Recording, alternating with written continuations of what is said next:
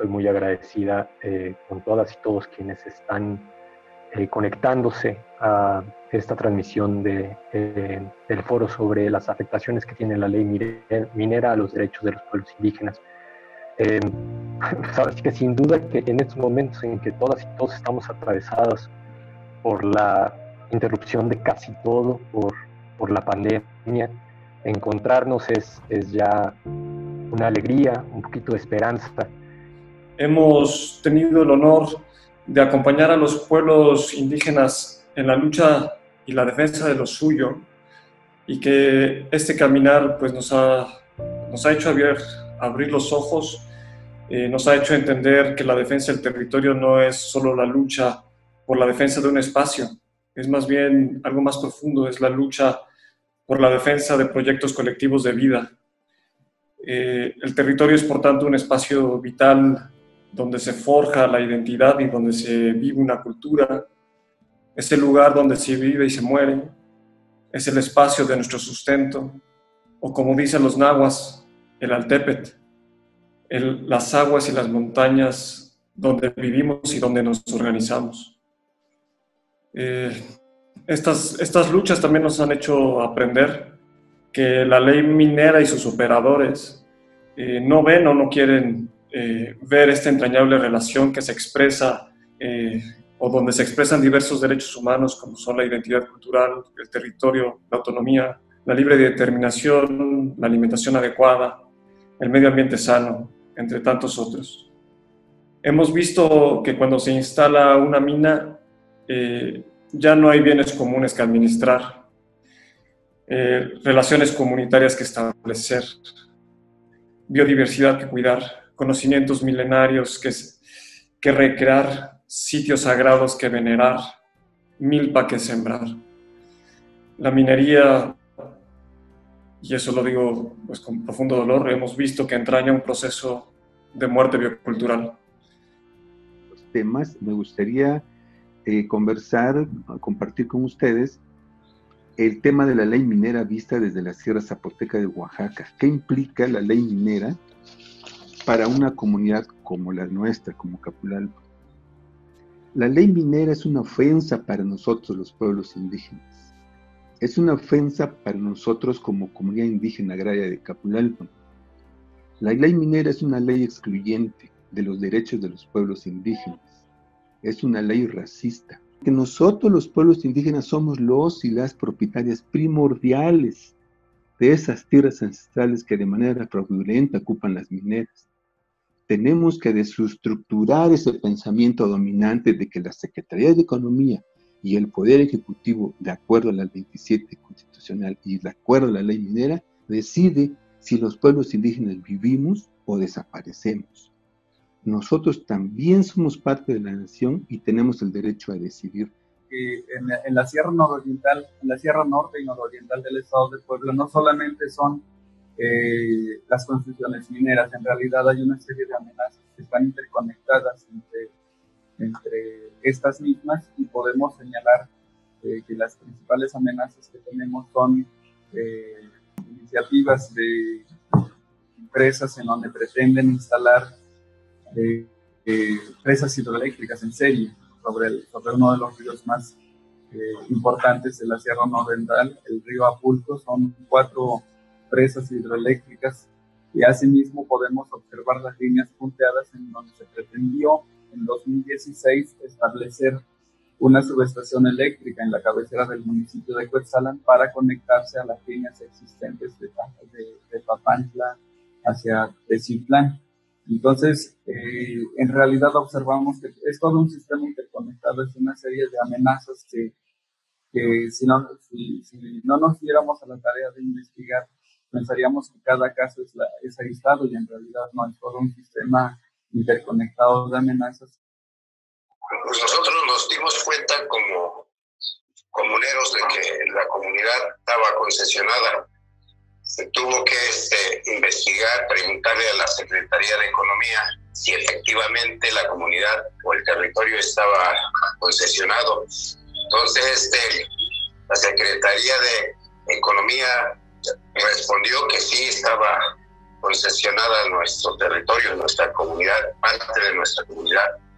Entonces se convocó una asamblea general donde los comuneros acordaron de rechazar proyectos mineros.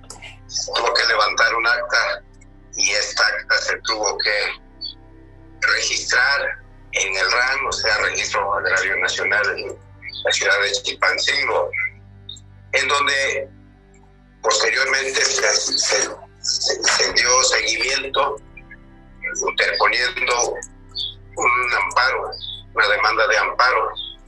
Para eso tuvimos que solicitar apoyo de los abogados del Centro de Derechos Humanos Tlachinolan. En el año 2019, en octubre del año 2019, sale ya la sentencia definitiva a favor de la comunidad, donde el pueblo ahorita está fuera de las empresas mineras, de los proyectos mineros. Es así, y aparte de que la comunidad fue beneficiado, salieron otras 6 comunidades beneficiadas de este amparo. Las comunidades son Tomislahuaca, Tenamazapa, Acatepec, Tilapa, Colombia y Tierra Colorada fueron beneficiados con esta batalla que hizo la comunidad de Humahuaní. Yo quisiera centrarme o mencionarles que mi reflexión va a estar centrada sobre todo en los países de la región andina, que es donde yo más trabajo, y en particular en Colombia, pero me parece que hay varias lecciones que aplican a varios países de América Latina, porque tienen sistemas legales y contextos socioculturales similares, incluyendo a México.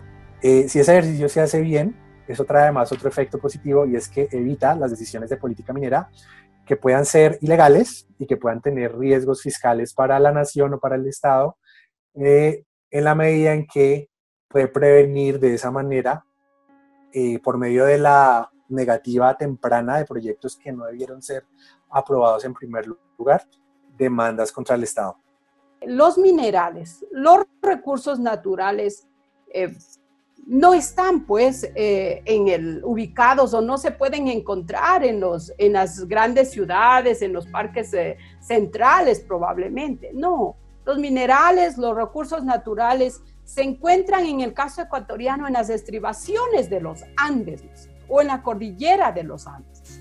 Estas áreas incluyen los bosques nublados y de páramos que juegan obviamente un rol crucial en todo lo que tiene que ver con la protección de las cuencas altas y medias de la mayoría de los ríos del país, y que obviamente proveen el agua no solo para los pueblos indígenas, sino para todos los habitantes del Ecuador.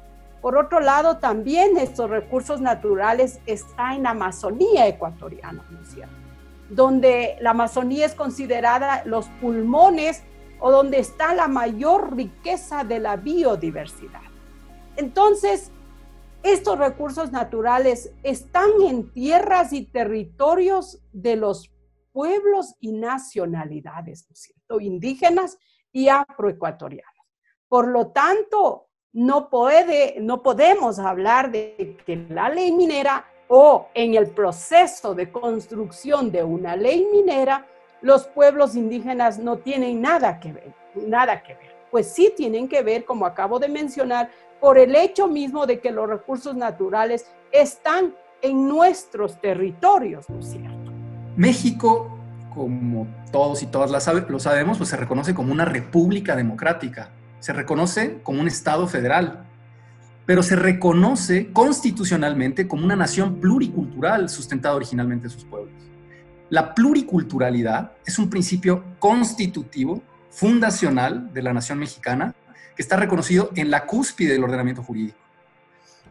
Derivado de ese principio, o más bien por lo tanto, y derivado de ese principio, respetar, proteger y garantizar la autonomía, la libre determinación de los pueblos en sus territorios para que estos pueblos puedan vivir en libertad, puedan controlar sus recursos, puedan decidir sus vidas, es una prioridad máxima del Estado mexicano establecida constitucionalmente.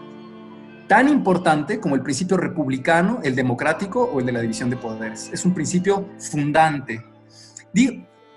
Subrayo esto y también ahora entre paréntesis me refiero al hecho de que en el proyecto de sentencia a este principio, tanto que es un principio constitucional que obliga a todas las autoridades, pues hay un elemento central, básico, indispensable para lograr todo ello, y es la protección de los territorios de los pueblos indígenas, de su propiedad colectiva.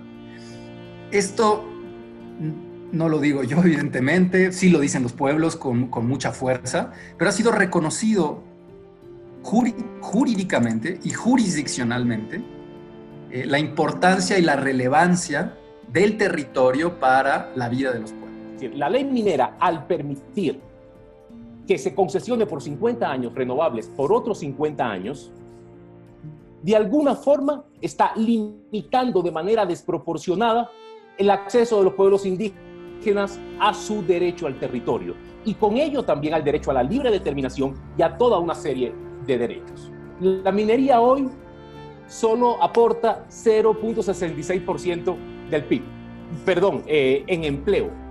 Además de eso, el aporte al PIB es de 0.9% y si lo sumas con la metalurgia es del 4.9%, por lo cual la razón de fondo por la cual no se está entrando al fondo de la discusión, que es este mito de la importancia de la minería y por lo cual es una actividad de utilidad pública, ¿no?